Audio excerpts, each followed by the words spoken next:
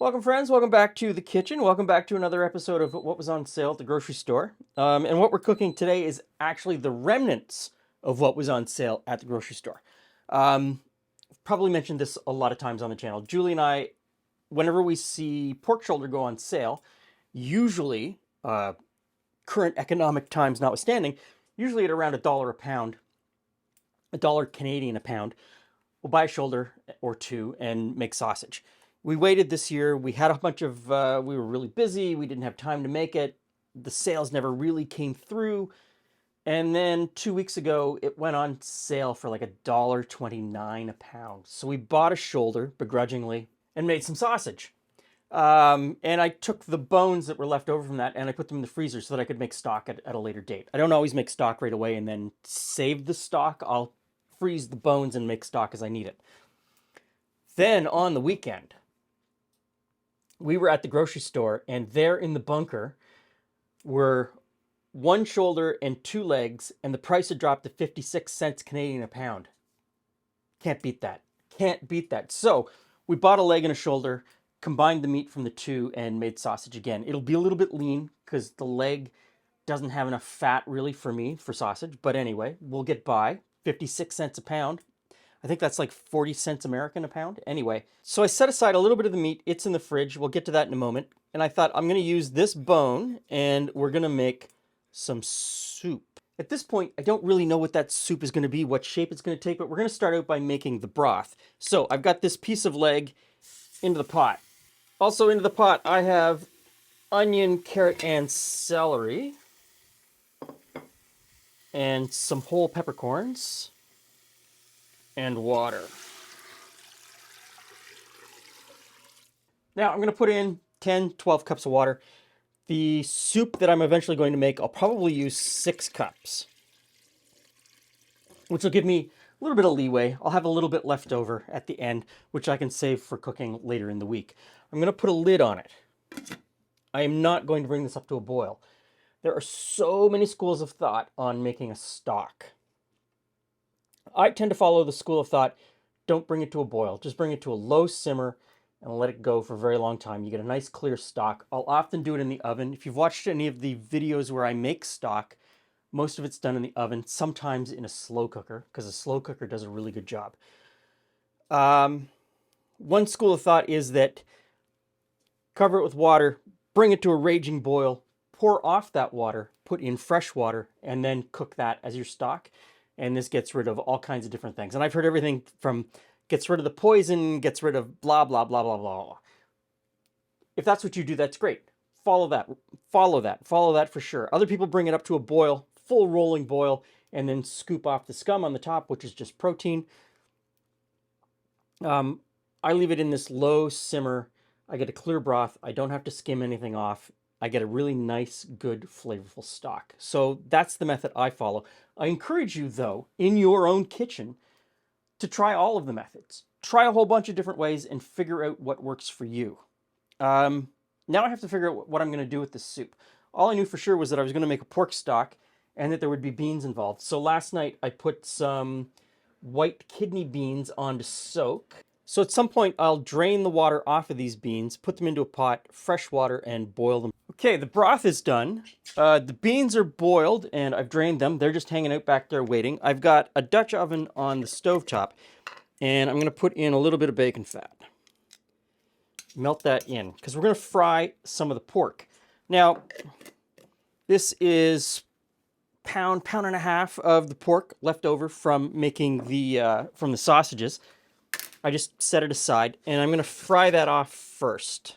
We just want to build up a little bit of flavor and some fond in the bottom of the pot. There we go. I'll just let that go until it browns. So the rest of the ingredients that I decided on, I just went to the fridge and saw what I had. So I've got about a quarter of a head of cabbage, a couple of carrots, a couple of onions, can of tomatoes, and I've got some thyme, salt, pepper, garlic, and hot pepper flakes. And the beans, and we'll see what kind of a soup we end up with. Okay, that's looking pretty good. So I'm going to pull the pork out of the pan for a moment. I think I've got the right amount of oil still in there, so in goes the carrot and onion. We're just going to give that a little bit of a saute just to soften them and release some of the flavor. I'm going to put some garlic in.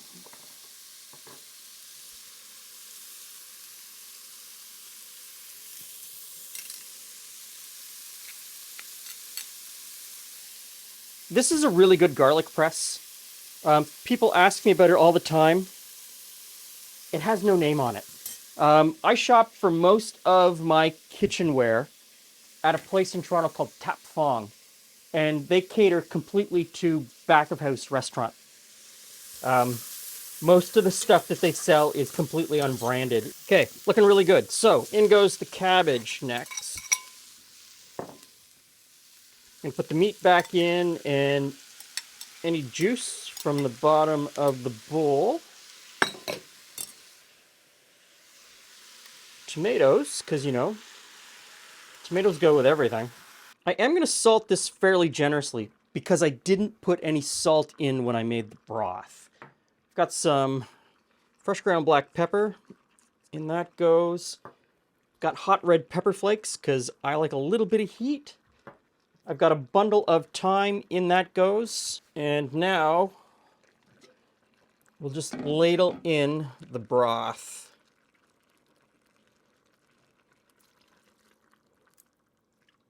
And this broth is really nice and clear. Didn't need to clarify it at all. And in fact, I can just scoop it out and leave the solids behind.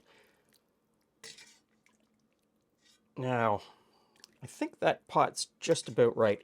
It leaves me a little bit of broth in the bottom of this pot. And I will take that and put it in a freezer container and stick it in the freezer, use it in the future. If the bone that you used has meat on it, pull that meat off at this point, shred it up, and put it into this pot. I've got about that much that I can pull out of here, so I'm gonna get a cutting board here, and we'll just cut that meat up. It's pretty much fall apart tender. Is there any more in here? What can I get? Slide this into the pot with everything else. Give it a stir. Lid on and simmer for a couple of hours. But wait, I forgot the beans. Got sidetracked. In go the beans. Now we'll give it a stir. We'll put the lid on and let it simmer. Hey friends, hey Glenn. Haha, you win! These are from the thyme. The thyme stalks are in there. I had them tied in a little bundle. The string came loose. They're loose in the pot. Just fish them out. It's not that big of a deal. How could you let this happen, Glenn? I know. Total soup fail. Hashtag soup fail. What kind of soup is it, Glenn? That's a really good question, Jules. So I don't know what to call this soup. I am positive, even though I just sort of threw stuff in the pot, I'm positive that there are people out there yelling and screaming at the camera, at their screen, that it's Soup X, that it is a soup, that it's a soup that exists, and I've probably made it wrong. But I was just spitballing. Oh, it's really hot still, isn't it? It is still really hot. I can't even hold on to the bowl. It's pretty good, though.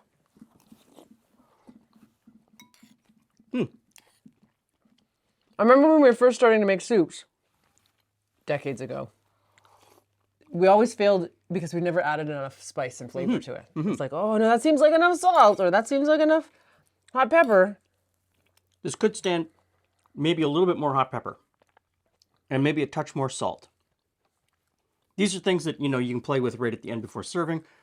Of course, we just tasted 2 other things before we got to the soup, and I forgot to test the soup before. So a little bit more salt would be good, but the flavors are bang on. That's easy to bend. Let's throw a little in there. So, pork, white bean, tomato soup. This could stand to have some potatoes put in it if you wanted to put potatoes in. And some macaroni. If you want a macaroni instead, A little bit of macaroni would work really well in here, as whatever. well as everything else. Yeah, a starch of some sort. A rice, a macaroni, whatever makes you happy. Whatever's in your cupboard. Throw in some kale, throw in some Swiss chard, something like that. Spinach as an extra green right at the end. It's a good base, though. It's not often you get pork-based soup, other than with Asian noodles. Ramen, yeah. Okay, we're going to power through this pot of soup. Thanks for stopping by. See you again soon.